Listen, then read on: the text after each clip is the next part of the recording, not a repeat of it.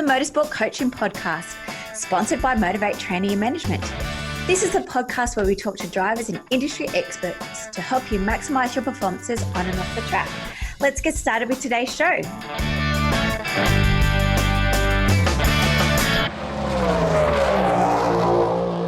Hello, everybody, and welcome to episode 61 of the Motorsport Coaching Podcast. I am your host, Belinda Risley, and this week I am joined by Macauley Jones. Macauley Macca Jones is an Australian racing driver who competes in the Virgin Australian Supercar Championships. He's the son of Brad, he's the nephew of Kim, and the cousin of Andrew Jones, and he comes from a large history of Australian motorsports. In 2019, saw him compete in his first rookie year, obviously, and we had him previously as a guest, and we caught up with him to see how was his first year in Supercar Championships. Next week, though, guys, before we get started, we have the lovely Sarah Higgs. She's physio to go. She works in the motorcycle community. We're talking about a physiotherapist, the role they can play at a racetrack with your fitness treatment, recovery, and lots more. So stay tuned to next week's podcast, which will be airing Thursday at 6 o'clock. And throughout the show, Macauley talks about his love of fitness and well-being, and he is a part of our Motorsport Fitness Facebook group. So if you guys are interested in hearing some more tips and tricks from Macauley, please head over to Facebook, search for Motorsport Fitness and join our Facebook group. But the link will also be in today's show notes, as will all of Macaulay's details to follow his journey and to sign up for his weekly blogs. Let's get started with today's show. All right. So, Macca, welcome back to the show. Yeah, thanks for having me. No problems. Very excited to hear how was your first year at Supercars? Yeah, I mean, I really loved it. I enjoyed it a lot. It was very challenging. It's definitely the hardest thing I've had to do in my life and my career to this point. So you sort of throw yourself in the deep end thinking you're sort of half prepared, but you're really not at any case. But, I do that with a lot of things in my life. So I really enjoyed that process of it. And what do you think how was it? Obviously, you come from a mechanical background to becoming a driver. How was that process of stepping down a little bit, or did it actually happen, or how did it all unravel? Yeah, it did happen a fair bit, actually. I didn't really do a whole lot of mechanicking at all, which was at the start I really struggled with. I'm someone that I don't like sitting down. I don't love watching TV. I sort of, after half an hour I get bored. So I really struggle with it quite a lot, and now I'm sort of jumping back into a little bit more mechanicking, which has actually been really enjoyable to have that structure again, and even got a project car halfway through the year to sort of play around with because I was sort of missing it a bit. So I definitely filled in the time, though, that's for sure. I mean, once the season starts, you just feel like you don't stop, and it's you're traveling back and forth from your home base Albury and going to each race meeting, and you sort of don't have much time to sort of reflect. I mean, you have your debriefs and then you work with your engineer alongside and then do some sponsorship stuff, and then you're off to the next circuit again. So it was it was very busy. Yeah, fantastic. Yeah. So what did you do like during the day, like to fill in that extra time? As you said, obviously you'd race and then you'd come in and have a debrief, and then how did you overcome that, I guess, nervousness and the spare time between races? I mean, with the calendar last year, I mean, you really only had 2 weekends between each race meeting, and this year's a little bit different with 3, but for most of this year's series. But it was, I mean, really, I just did a decent amount of training. I mean, I love doing my training regardless of whether I'd be racing. So that's something that I enjoy a fair bit, and I have a lot of structure around that side of things and doing the recovery. But you spend a lot of time thinking, I think. It's, you're always thinking about how it can be better, or, at the start of the season, I really struggled. Obviously, we had the first race meeting, which wasn't a very good one at all. And, to bounce back after that, it took me a few race meetings to sort of find my feet. We went to AGP, and I think that's probably the hardest circuit on on the calendar, and really had to dig deep to work with that, and just tried to keep going from weekend to weekend. I mean, yeah, so I was super stressed after the third or fourth race meeting, and really wasn't enjoying it, just because we'd had a big crash and we were trying to get back on top of things. And I took a bit of a time to think, and I ended up reading a book, and that really helped me change my mindset for the year. And it was a big reset for me, and I started to really enjoy that process of learning and building on what we had. Yeah, so we'll go back to that Adelaide crash. Obviously, it's the first round of this season. It was your first race, stepping up into the Category 1 of the Supercars here in Australia. So you had a massive crash. What was a mechanical defect at the end of the day? How was your confidence after that? And you did just mention a book. Tell us a little bit about the book and what it was called, and how it did actually help you. Yeah, Adelaide. I mean, it was the first race of the season, and we missed it. We had qualifying on the Friday afternoon, and then a practice on Saturday morning, and had a brake line failure, and it burst very randomly. We're not really sure if a rock hit it or whatnot, but it was on the fastest part of the track, so that pretty much put us out for that whole day. And the guys did an awesome job repairing it, but it's that confidence hit. I think subconsciously it sort of has a bit of a hit to you. The next day we made it out and raced, but the car was, it was a bit of a bitzer and wasn't the nicest thing to drive. So it was pretty much just circulate, get points, and have the race there. But you really couldn't push the car just with it not handling too well and being a bit out of balance. So.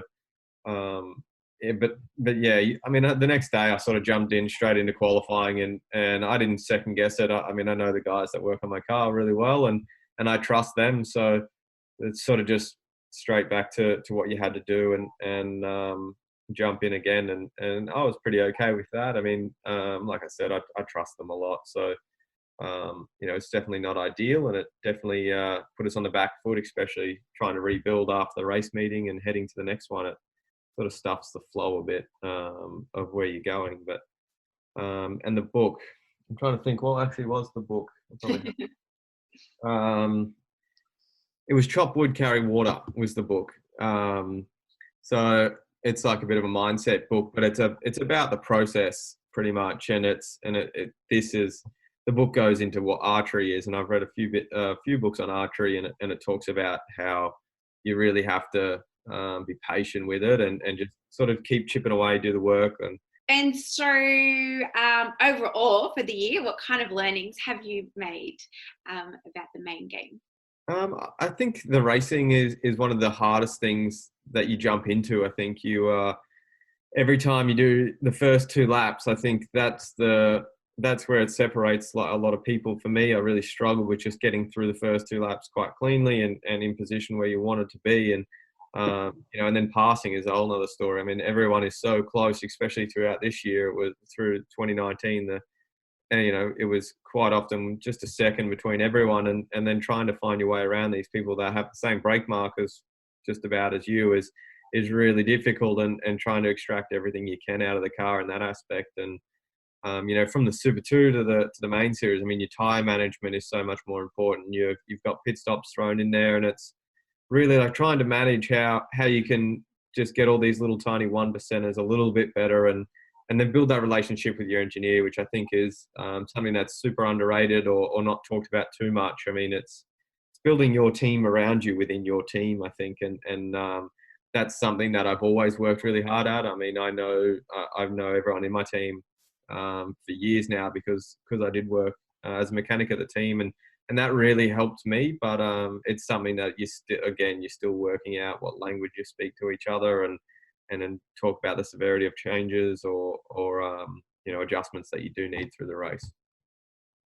Yeah, fantastic. And so how much time do you spend working on the car now versus your off-track stuff with sponsorship and building your brand?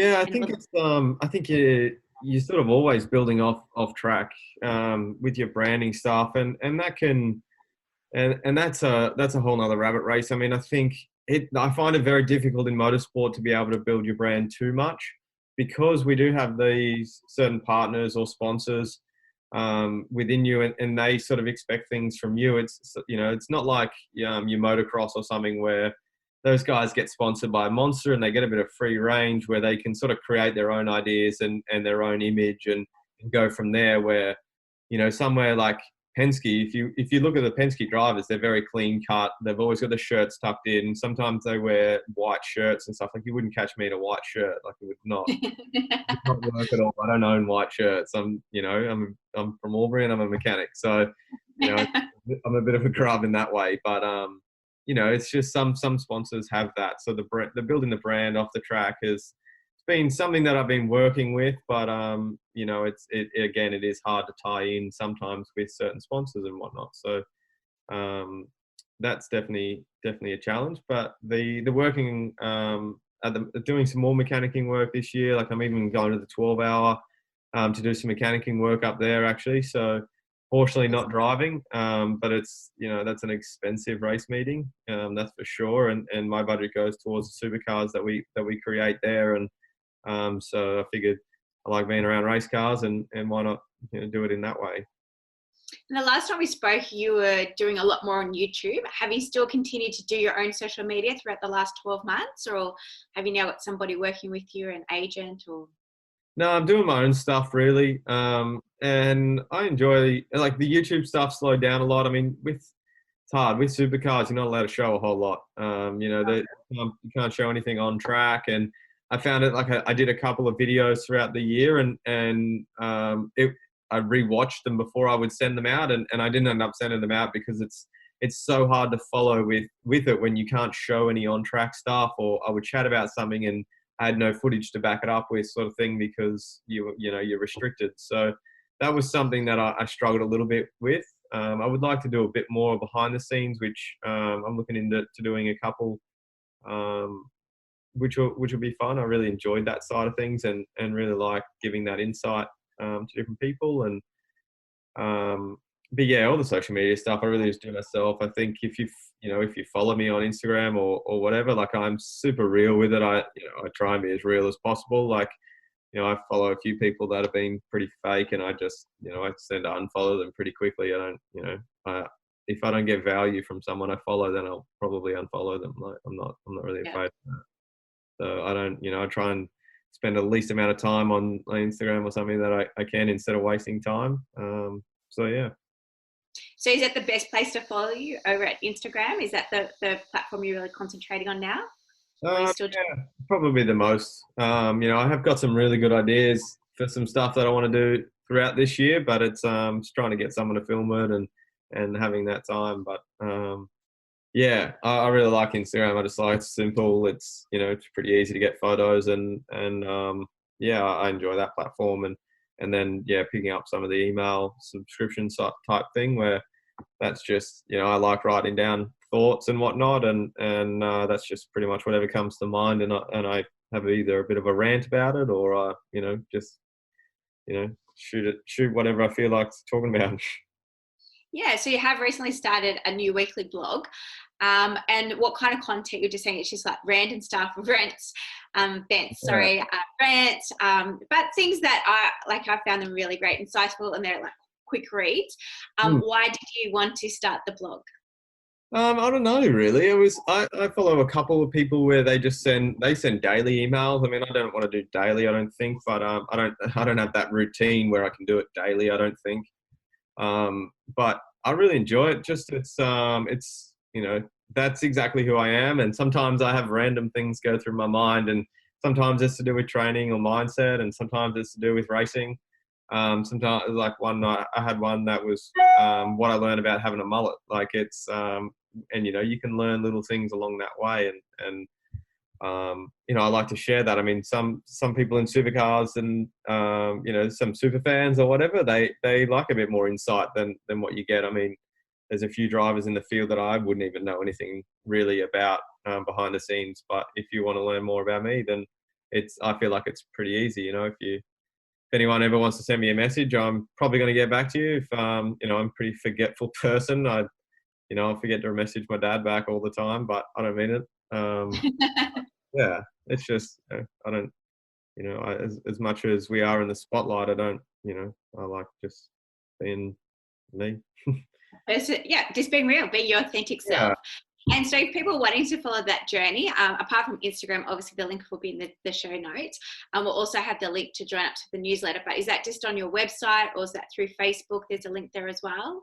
Yeah, it's mostly just through Facebook. I don't even have a website. I sort of think in some ways they're a little outdated, but I think if you really wanted to find it, you'd probably find it just on Instagram or Facebook. Like, it's pretty easy. If you type my name in there, you'll find it. And yeah, that's just something I really enjoy. And I hope that people kind of find some of them funny. I think it's a bit more lighthearted than some of the things that come out. But yeah, and like you said, though, it's a great insight into like the team. I think this one was about working with your team and how hard it is. One being a family sport, being a family team-owned sport.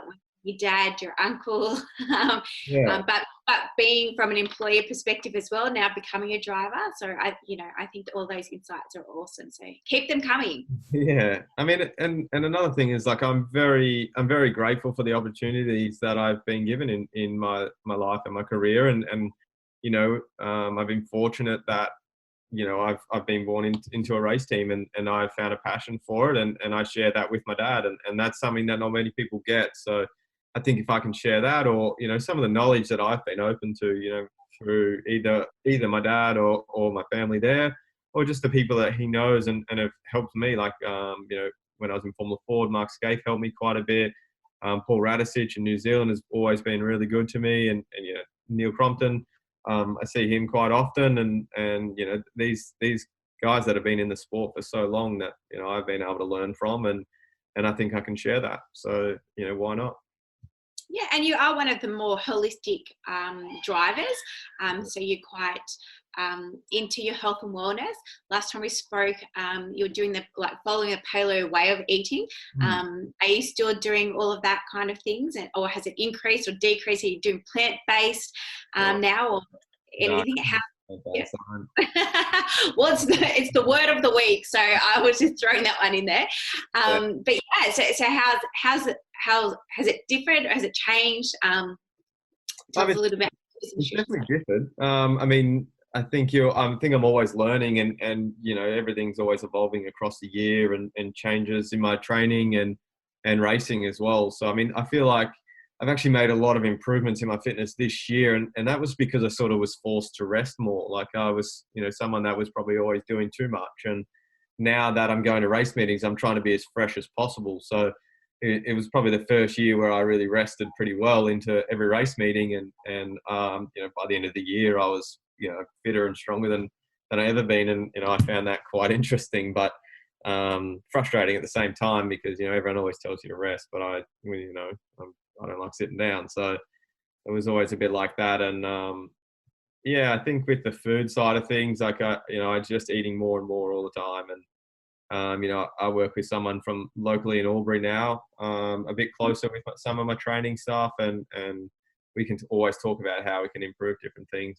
and upping the vegetable intake. Even though I think, like, I eat so many vegetables, just being like that paleo and whole food way, it's pretty much like doubling it again. And it's hard, and hard to get the consistency in with that, especially with travel. But you just try as best as you can, and I can't be perfect all the time, that's for sure. But I've been pretty strict paleo for 6 or 7 years, and I made some adjustments this year, but it works for me, and I'm learning. Yep. And as I said, there's no right or wrong thing, and it's not a diet, it's a lifestyle thing. So everybody needs to do whatever eats and exercise what works best for them, as opposed to doing what the norm is. So you are right into your fitness training. Currently, we've got the world record for burpees. 870. Macca, now tell us why you chose burpees. Is it a love-hate relationship thing? And how did it all come about? Well, like, was it for a charity, or was it just a mindset thing? It's a bit of all above, I think. Why the question was, I still ask myself a little bit the same question, but it's just something I happen to be good at, I think. And I first did a charity with 1,000 burpees for a local charity in Beechworth, and and you could do them solo or in a team, and there was probably 30 or 40 people there, and there was 6 people doing it solo, and I was one of them, and I finished like 40 minutes in front of the next person, and it wasn't a timed thing, it wasn't a race or anything, it was just I just wanted to get them done as quickly as possible. So if I stopped, just more time that I had to do them. So I just pretty much didn't stop for the whole 1,000, and then someone said, "Why don't you go for a world record?" And I didn't even really think it was a thing. And I've always watched a TV show, and I've always wanted a plaque on my wall. Like always wanted a plaque, and I had no idea what it would be. I knew one day I'd get one, and it just happened to be that I was good at burpees. I looked up the record, and I sort of jumped on into it, and ended up getting the record. I mean, I think burpees, it's that love-hate relationship, but I've always loved them because it's got a bit of everything. It's such a functional movement, and I think it's something everyone should be able to do. I mean, you should be able to get down and get back up, and especially for people that are even older, like it's, if they have a fall, they need to be able to get back up. So as simple as breaking it down into that, and then doing the extreme of, an hour straight of them. But yeah, I guess it's just one of those things that came around, and I really like learning about how far you can push yourself. So that was definitely a challenge for me. Well, congratulations.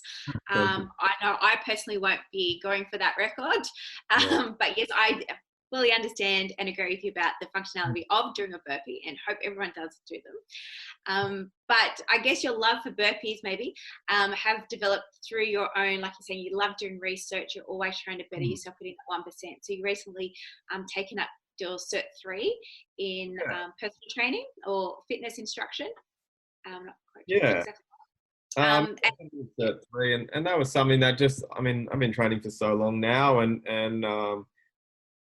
I've had a few people ask me some stuff, some information about their training and what they should and shouldn't be doing, or, just from my experience, I have, I've done some pretty stupid training things in my career, and luckily none of them led to too serious of injury where it stopped me doing a lot of things. But, I've had cracked ribs, and from a mountain bike accident, and from go-karting as well, and that really hindered my training, and then I would try and come back too soon for it and re-crack it, and I did that a couple of times, and stupid as it was, I learned, and again, it was in the off season, but still wasn't smart. So I thought, why not get a certified sort of thing, just so if someone does ask me a question, I can sort of say at least I'm sort of half qualified for it. Yeah. So I think it's interesting. Yeah. So are you going to do that as a side hustle, or is it just more so for your own knowledge you were wanting to do that? To be honest, I haven't really thought about it enough yet. Once I finish it, I'll see how I go. I mean, if people want help with their training, I'm absolutely happy to help out and work with that. But yeah, I haven't really decided. I mean, I do like my training, and but I'm so consumed with that, and sort of doing some coffee stuff at the moment. I love coffee as well. So I've been roasting my own coffee beans, and hopefully we'll have a bit of subscription service for that coming up in the next 6 months. So which is pretty cool, because I absolutely love coffee, and I think life's too short for crappy coffee. So that's something that I've got going on the side as well. That's so random. I love it. Yeah, I mean, if you ever see my house, it's like, no, I've got a coffee machine. I've pretty much got every kind of way to make coffee you can think of, and more. So I've always dived deep into coffee for the last few years. And do you drink a lot of coffee on race weekend? I drink coffee all the time. Yeah, whether it's race meeting or not. I mean, I'm pretty mindful of it. I used to have a really bad tolerance for coffee, but because I just sucked it up and kept drinking it, I've sort of built a better tolerance, that's for sure. But that's the best idea. I was referring to the diuretic side of effects. Oh no, I don't really have that much of a problem with that. I feel like it's more like the jittery thing. Like you can get a bit more. I feel like you get more nervous if you have them. But I think that's something I've learned along the way, when it's like when I shouldn't and should have coffee. But because I have it every day at home, pretty much. when I was going, I went to a couple of race meetings and wasn't having any, and I would get to it, you know, that time of day, I would normally have my coffee and be sort of craving that. And that's something that I make sure I have at the track as well, just to keep in my routine, because it is pretty built in my routine at home. So we are about a month away from round 1 of 2020. What's happening at Jones Racing for Jones Racing? We have a whole lot going on at the moment, actually. If you walk in the door there, it's people will be running around everywhere a little bit. It's pretty flat out. I mean, we're expanding the team and going to 4 main series cars. I think we've got 6 or 7 new employees at the shop as well, which is pretty big. I mean, we're up towards 60 personnel at Brad Jones Racing, which is pretty crazy. I think when I started working there, we had 25. So it's crazy how much we have grown and the things that we're doing. And but it's super exciting. You know, we've got a couple of new drivers coming in, and that 4th car as well. And then we're still helping out in the Super 2 and Super 3 category, or Kumo category, that we've been running in for a little while now too. So yeah, we've got plenty going on, that's for sure. And do you still go and help mechanic on those other cars, on the Super 2s and the Kumos, or were you still in 2020? Or now that you had the first year, you're really going to go tackle your mindset and your race craft differently? I think it's going to be up in the air at the moment. We're still searching a little bit for mechanics. So at the moment, I'll be probably working even on my own supercar at the moment. Just tinkering around there, and yeah, I'll be keeping a pretty close eye on just how some stuff is running there, and you know, making sure that we're all, you know, crossing our T's and dotting our I's and whatnot. And you know, because it's always nice to have someone there that's sort of looking around. But you know, it's also difficult to have that, you know, because it can be sporadic when I'm going to be there, you know, with some sponsorship stuff, or you know, you're coming in and coming out a little bit because of that, and that can be difficult. So just getting that routine there is yeah, super hard. But I'm definitely going to be hanging around more, doing a bit more mechanic work, because it's something that I enjoy, and it's all part of that racing background for me. Yeah, and apart from the social media side of sponsorship, have you been finding that you're having to do more meetings and more personal appearances and stuff like that? Yeah, it's getting a bit more. I mean, you know, I'm still not the busiest of drivers out there, that's for sure. I mean, there's, you know, I'm sure there's a few that don't ever stop traveling around, but it's definitely getting more and more. And the sponsorship side of things and the partnership building is getting harder than ever, that's for sure. I think you know, people are pretty holding on to their money pretty tight with that regards, and are always hesitant to sign up to be a partner, and you know, you've really got to show them the value that you can give them, which is taking more and more time, whether that be corporate stuff or because you know, I guess, you know, as they say, we're not just a billboard anymore. So you know, we need to show that they're getting the value from it. Fantastic. And so what has been your favorite thing about stepping up, or the favorite thing about 2019 racing? 100% just more racing. I mean, it's what I've been in the sport for, and it's you know, you don't test away from the race meetings, which is kind of frustrating. But you know, and you're going from race meeting to race meeting, trying to learn and adapt, and every time you learn something from one race meeting, you go to the next one with a new set of challenges, whether that be a different track, different setup, and you know, just and weather, and you're trying to manage all that. So one thing you may learn from one weekend and you're trying to build on for the next one, you may not be able to, because the circumstances are different. So it's kind of just keeping that mental log of all the things that you learn, and how you can keep building on each part. So I think that's probably the main focus for me, even in 2020, is just, you know, keeping calm and in your mindset, and keeping calm and hungry, obviously. But it's just, yeah, I think you've got to let it fold and see what brings. I mean, I've probably had a few things last year that didn't quite go to plan, whether, you know, we had some mechanical failures and some mishaps there, but it's all part of it, and we'll build on it. And I've learned a lot from 2019. And are you still the smallest driver, weight-wise? I would have to say so. I'm pretty light, so I've put on a little bit of weight, which was. I I feel like you bulked out a bit. Yeah, it was definitely planned as well. I didn't just start eating hamburgers, but I think it doesn't hurt. You know, I don't have a weight restriction. I can be 85 kilos if I really want to be. Not that I'm going to be, because I think I'd have to eat way too much food for that. But I just changed my training up and put on a bit of size, which is, you know, something that I wanted to do. Fantastic. Well, we wish you all the very best for season 2 in 2020 of the Supercars. Yeah, thank you.